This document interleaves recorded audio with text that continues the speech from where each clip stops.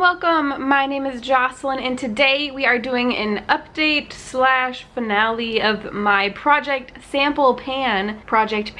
I am not the kind of person who uses up their foil packets and super sample sized products that you get with like Sephora and Ulta orders. I just don't use them, and so as incentive to use them, I put them in a project pan. It took me about 2 weeks to finish up these products. The main reason for that is that I forgot about one of the products, and that one product took me longer to use up than all of the other ones, so that's why it took me so long. But again, it was like 2 weeks. Some of these products I finished up super quick, and then some of them took a little bit longer. So I'm just gonna tell you my experience with these products and try and remember how long it took me to use up each one of them, just so you get an idea on some of my thoughts. Some of these products I actually really like, and I'm considering purchasing the full size when I'm able to, and then some of them didn't work at all, and then some of them were right in the middle. So let's get started. So the first product I used was this product by Tarte. This is the Deep Dive Makeup Removing Gel Cleanser, and did it work? Yes. Did I like it? Not really. I use a cleansing balm and an eye makeup removing oil. I like those two products or types of products from removing my makeup. This is a gel cleanser, which is like right in the middle, and it's just not my favorite. If you like gel cleansers, this might be something that would be good for you. I think I got 2 uses out of this roughly, and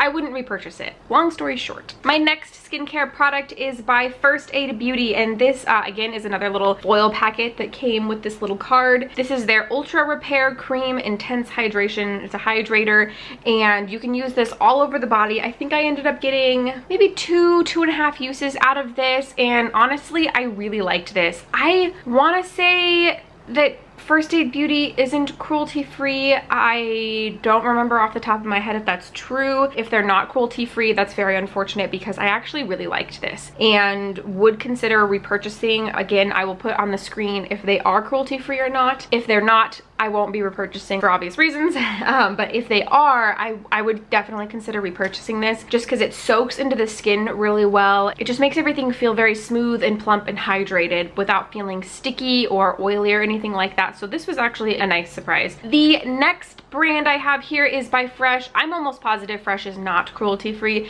This is from their black tea line. This is the Black Tea Instant Perfecting Mask. It works to smooth and soften skin. I didn't notice any difference with this. I think I got 1.5 uses out of this foil packet. I used it I think one day and then waited a couple days and used it again. It really didn't do much for me. I could see if maybe you had dry skin how this might work for you, but I have very oily skin, and I didn't really notice much of a difference. So even though it's, I'm pretty sure, not cruelty free, I wouldn't purchase it anyways. This one's a little out of order, but I found out that this is a skincare item, so I'm going to include it now. This is Bare Minerals Skin Longevity Vital Power Infusion. This is basically a serum, and I think I ended up getting 2.5, maybe 3 uses out of this little sample package pouch thing, and I actually thought this was okay. I don't know that I would repurchase it just because I feel as though I've tried better skincare products that do something similar,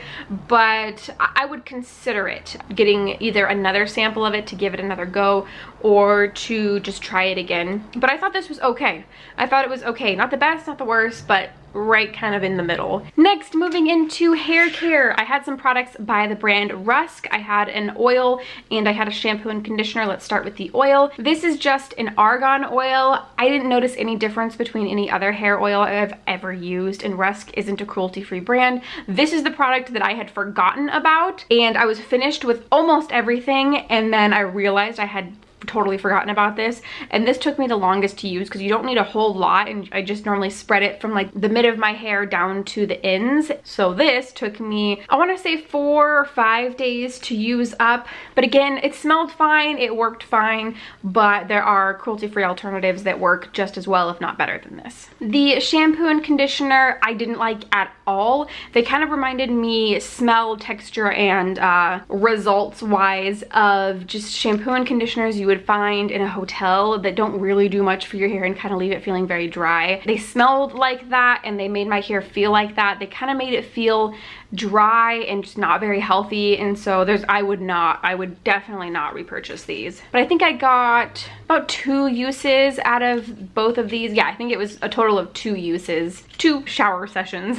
I did have one perfume sample in here. This is by Dior. This is Miss Dior. I want to like this. Well, okay, I don't want to like it because it's not cruelty free, but I want to like it because of the spokeswoman, I think is Natalie Portman, who I really, really like. But this just smells like old flowers to me and not good. I don't really like it at all, and I would not repurchase. Next, moving into makeup things, I had a foundation and 2 concealer-like products. The first concealer that I had was the All-Nighter Waterproof Full Coverage Concealer. I ended up using, I think, a combination, I want to say, or maybe not, no. So I ended up only being able to use this first one, which I don't even remember what it was because I peeled it completely off.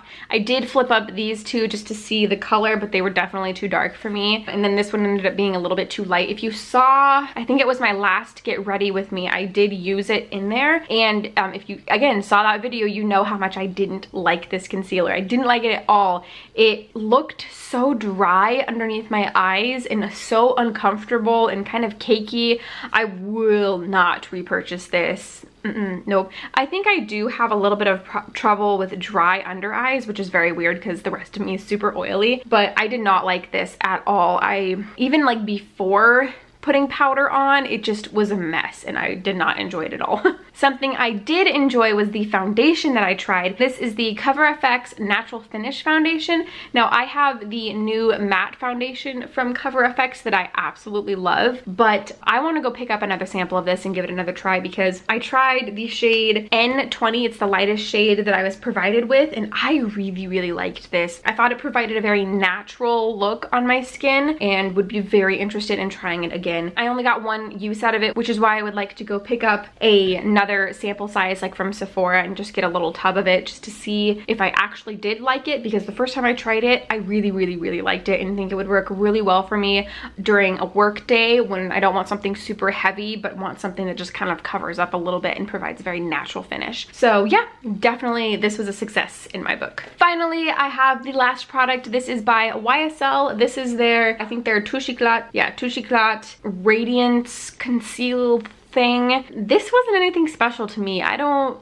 even know if this gets hype at all. I feel like I hear people talk about this, but it was just meh to me. I ended up using this middle shade. This is the shade N2, and I wouldn't purchase it. I mean, I'm choosing not to purchase it anyways because YSL is not cruelty free, but even if it wasn't, I don't think this is worth the money. It just was not anything special. I didn't notice it doing anything special for my skin and complexion or anything. It was cool to try it, but I wouldn't repurchase it. All right, so that is my update and finale for my sample project pan. One day I'm sure I'll be able to do another one of these when I kind of stock up on some products. If you liked this video, don't forget to give it a thumbs up. Also, I should be doing a new project or starting a new project pan here in just a little bit, a summer version. I've only done now my 2018 project pan and now this sample project pan. I'm ready to start hitting some pan on new products. So look out for that. Don't forget to subscribe so you don't miss the start of that project pan. That is everything that I have for you today, so thank you so much for watching and I will see you in the next one.